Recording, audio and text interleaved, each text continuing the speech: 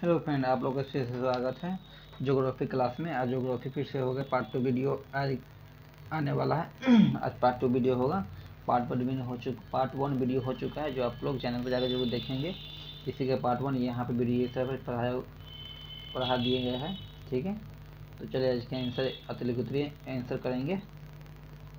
पढ़ा देख लेंगे। भारत में सबसे अधिक कौन सी मृदा पाई जाती है?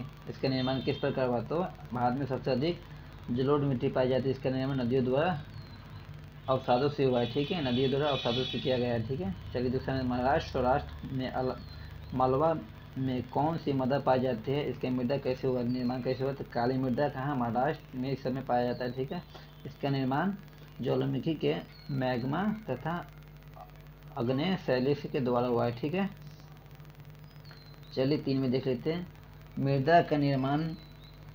मृदा निर्माण की प्रक्रिया में किन 2 महत्वपूर्ण कारकों का नाम बताओ? तो महत्वपूर्ण कारक कौन है? देखिए, उच्च हो गया, जनन शैली, जलवायु, ये सब है उच्च मृदा का कारक है। ठीक है, चलिए आगे देख लेते हैं। 4 में देख लेते हैं। भारत में पाए जाने वाले विभिन्न मृदाओं को किन 2 नाम से लिखिए? ऐसे आपको 2 नाम पूछ देगा। देखिए यहाँ पर 4 नाम है, आप 2 इसमें से कोई भी याद करें। जलोढ़ मिट्टी, काली मिट्टी, लाल मिट्टी, ये सब लेटराइट मृदा, ये सब है। ठीक है, चलिए आगे देख लेते हैं। वन मृदा की 2 विशेषता बताएं। ठीक है, 2 विशेषता कौन कौन है? देखिए, नदिया घाटी में मृदा हमें होमर तथा सिलदार, परंतु ऊपरी ढालों पर इनका गठन मोटे कणों द्वारा। ठीक है, अधु में हिमालय में हिम क्षेत्रों में यह अधिशीलता का हुमायूं रहती है। ठीक है, हुमस रहती है। इस तरह से 2 विशेषता है। चलिए 6 में देख लेते हैं। मरुस्थलीय मृदा की 2 विशेषता बताएं। पहला में रंग लाल और भूरा। ठीक है, रेतीला और लवणीय, हुमस और नमी। इस तरह से आप लोग याद कर लेंगे। एक यहाँ पर 2 पूछ रहा है, इसी तरह आपको एग्जाम में 2 पूछेगा, इसी में से कोई में से आप 2 इसमें दे सकते हैं। ठीक है, कल मैं इसका ऑब्जेक्टिव लेकर आऊँगा। चलिए आगे देखिए 7 में। पृथ्वी सम्मेलन 1992 का मुख्य उद्देश्य क्या था? क्यों पृथ्वी सम्मेलन हुआ था? तो पर्यावरण संरक्षण का, सामाजिक आर्थिक विकास की समस्याओं का हल ढूंढना। ठीक है, इसलिए हुआ था। 8 नंबर में देख लेते हैं। एजेंडा 21 क्या है? एक कार्यसूची है जिसका उद्देश्य समान हितों, पारस्परिक आवश्यकता एवं सम्मिलित जिम्मेदारियों के अनुसार विश्व सहयोग के द्वारा पर्यावरणीय क्षति, गरीब एवं और रोगों को निपटाना। ये एजेंडा 21 है। ठीक है, चलिए 9 में किन्हीं 2 राज्यों का नाम बताए जहाँ सोपानी कृषि की जाती है? इस प्रकार से कृषि का लाभ है कहाँ है? एक जम्मू कश्मीर और हिमाचल प्रदेश, उत्तराखंड। ये सब 5-6 दिया हुआ, लेकिन आप इसमें से 2-3 याद कर लीजिएगा। एग्जाम में 2 से ज़्यादा नहीं पूछेगा। ठीक है, ऐसी 2 मानवीय क्रियाएं लिखो जिनके द्वारा भूमि का निर्माण होता है। ठीक है, 2 ही क्रिया लिखना है। देखिए 4 क्रिया दिया है, आप लोग 2 याद कर लीजिएगा। अति प्रसुरण, वनोन्मूलन, खनन, ये सब है। देखिए, चलिए अब लघु उत्तरीय प्रश्न भी दिया हुआ है, 3 से 5 अंक वाला भी पूछा जाता है, तो उसका भी हम लोग सॉल्व करेंगे। संसाधन के अति उपभोक्ता के कौन कौन सी समस्या उत्पन्न है? तो संसाधन का होम। अब देखिए इस तरह से है। संसाधनों में दिया, संसाधन समाज के कुछ ही लोगों के हाथ में था। एक संसाधन संपूर्ण, दूसरा संसाधनहीन वर्ग। ठीक है, 3 वैश्विक परिस्थितियों, संकट जैसी भूमंडलीय तापमान, ओजोन परत पर तय, पर्यावरण प्रदूषण, भिन्न निम्नीकरण। ठीक है, 2 में देख लो। खादर और बंगर क्या है? दोनों में अंतर पूछ लेगा आपको। तो खादर देखिए नवीन जलोढ़ मृदा, अधिक बारिका, रेतीली और बार नवकीर्णीय, नदी के पास डेल्टा व नियमित मैदान पाई जाती है। ठीक है, इसीलिए खादर और बांगर मृदा कहते हैं। ये सब खादर हो गया। ठीक है, ये सब आपको खादर के में और बांगर के बता देते हैं। प्राचीन जलोढ़ मृदा रहेगा, कंकर तथा कौशली कार्बोनेट रहेगा, बार नवकीर्णीय नहीं होगा, नदी में दूर ऊंचे स्तर पर पाई जाती है। ठीक है, चलिए 3 में देख लेते हैं। पृथ्वी सम्मेलन 1992 पर टिप्पणी लिखें। देखिए इस तरह से टिप्पणी लिखने के लिए बोलेगा, आप लोग भी देखकर नोट्स कर लीजिएगा। जून 1992 में रियो डी जेनेरो में आयोजित था। ठीक है, ये 100 से अधिक देशों में राष्ट्राध्यक्षों ने भाग लिया था। कहाँ? इस सम्मेलन में विश्व स्तर पर उभरते पर्यावरण संरक्षण और सामाजिक आर्थिक समस्याओं का हल ढूंढने के लिए आयोजित किया गया था। ठीक है, नेताओं द्वारा भूमंडलीय जलवायु परिवर्तन और जैविक विविधता के घोषणा पत्र पर हस्ताक्षर किए गए थे। ठीक है, भूमंडलीय वन सिद्धांतों पर सम्मिलित थे। चलिए 4 में देख लेते हैं। ये सब अति लघुत्तरीय प्रदूषण है। मृदा अपरदन को किस प्रकार से रोका जा सकता है, विभिन्न उपयोग बताओ। तो 1 में है नदियों पर बांध बनाकर उसके बहाव को कम करना। 2 में अधिक से अधिक वृक्ष लगाना, मरुस्थलीय क्षेत्रों में कांटेदार वनस्पति लगाकर। ठीक है, पहाड़ी क्षेत्रों में सीढ़ीनुमा खेत बनाकर और मरुस्थलीय क्षेत्रों में किनारा में पेड़ लगाकर। इस तरह से हम लोग अपरदा को रोक सकते हैं। चलिए, शुद्ध बोए गए क्षेत्रफल का कुल बोए गए क्षेत्रों का अंतर। शुद्ध बोया गया क्षेत्र, कुल ज्ञात क्षेत्रफल वह भाग जो कृषि के लिए उपयोगी होते हैं। भारत में कुल क्षेत्र का लगभग आधा भाग शुद्ध बोया गया था क्षेत्र। ठीक है, इसकी गणना वर्ष के एक फसल के आधार पर की जाती है। कुल बोया में देख लेते हैं, वह क्षेत्र जिसमें कृषि अवधि में एक से अधिक फसलें बोई जाती हैं।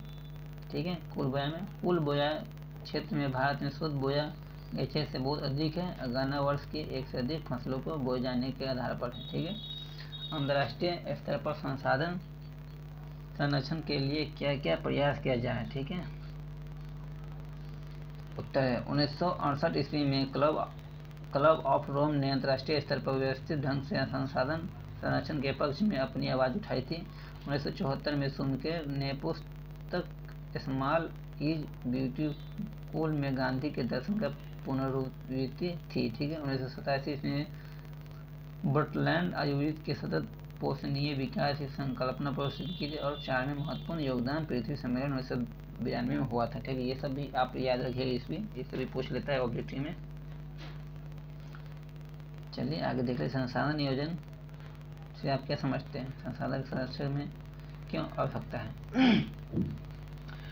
संसाधन नियोजन संसाधन के उचित उपयोग के तकनीकी और कौशल संसाधन नियोजन की आवश्यकता। ठीक है, 1 में संसाधन समिति तथा उनका वितरण असमान विवेकपूर्ण उपयोग के लिए नियोजन अत्यंत महत्वपूर्ण और कुछ संसाधन अनुकरणीय है। ठीक, स्वामित्व के आधार पर संसाधन के विभिन्न प्रकारों को समझाइए। ठीक है, इस तरह से समझाएंगे।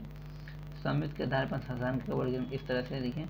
ए में है व्यक्तिगत संसाधन, व्यक्तिगत के स्वामित्व और बाग, चारागाह, तालाब आदि कुआं। बी में देखेंगे सामुदायिक संसाधन में समुदाय के सभी लोग को उपलब्ध कराना, गांव के पशु चारण भूमि, शमशान भूमि, तालाब, नगरीय क्षेत्रों में पार्क, पिकनिक स्थल को, खेलों का मैदान। ठीक है, इसी तरह सी डी में हम समझाएंगे। देख लीजिए, इस तरह से वीडियो रोक पढ़ लीजिएगा आप लोग, काफ़ी लंबा इस तरह से वीडियो हो जाएगा। मृदा निर्माण में कौन सा कारक उत्तरदायी है, तो इस तरह से ये सभी देख लीजिए, आप लोग ये पढ़ लीजिएगा, बहुत लंबा वीडियो हो जाएगा, इसलिए हम आप लोग को वीडियो रोक के बता रहे हैं। चलिए आगे, भारत में पाए जाने वाली मृदा का वर्णन कीजिए। ठीक है, ये सब लॉन्ग वीडियो है, आप लोग देखिए। चलिए कुछ अभ्यास के लिए इस प्रश्न दिए हुए हैं, आप लोग इसको अपने कॉपी में बनाइएगा। ठीक है, 1 2 3 क्वेश्चन है, इसको आप लोग सॉल्व कीजिएगा। देखिए यहाँ आंसर भी दिया हुआ है। देखिए पहला का हो जाएगा, देखिए बहुविकल्पी लौह अयस्क किस प्रकार का संसाधन है, तो इसका आंसर हो जाएगा आपको 1 घ, यानी कि हो जाएगा अनवीकरणीय है। ठीक है, लौह अयस्क किस अनवीकरणीय योग्य है। ठीक, एक बच्चा आज पूछा था। ठीक है, उसको हम बताए थे अनवीकरणीय योग्य है। ठीक है ना, ज्वारीय ऊर्जा निम्नलिखित में किस प्रकार से है, तो आप लोग इसको देख सकते हैं। इसका हो जाएगा आंसर 2 नंबर में अजैविक है। ठीक है, इस तरह से आप लोग देख सकते हैं इसको। ये भी अतिलक्षणीय क्वेश्चन है। ठीक है, थोड़ा ही बचा हुआ है, मैं इसको देख लेता हूँ। निम्नलिखित में लगभग 30 शब्दों में देना होता है। ठीक है, 3 राज्यों का नाम बताए जहाँ काली मृदा पाई जाती है। इस मुख्य रूप से कौन सी फसल उगाई जाती है। ठीक है, आपको इसी तरह क्वेश्चन दे दिया जाएगा और आपको पूछेगा 30 शब्दों में लिखिए। तो काली मृदा का रंग कैसा होता है, काला होता है। इन्हें रेगन मिट्टी भी कहते हैं। ये लावजनक जैसे सैलों से बनती है। ये मृदा महाराष्ट्र, सौराष्ट्र और मालवा, मध्य प्रदेश और छत्तीसगढ़ में के पठारों में पाई जाती है। काली मृदा कपास की खेती होती है। काली मृदा में क्या कपास की खेती होती है। ठीक है, इसे काली या कपास मृदा के नाम से भी जाना जाता है। आप लोग को मैं बताया था ना ऊपर में, वही।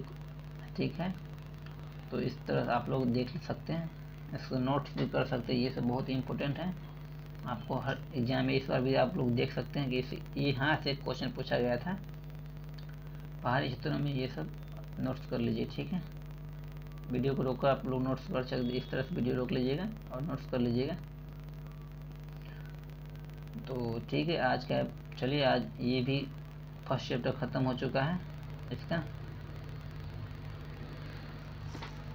भूगोल का आज फर्स्ट चैप्टर ख़त्म हो चुका है। आपको हम इसको अब आपको ऑब्जेक्टिव कराऊंगा, कल नेक्स्ट वीडियो में ऑब्जेक्टिव लेके आएंगे, ठीक है। तब तक के लिए बाय।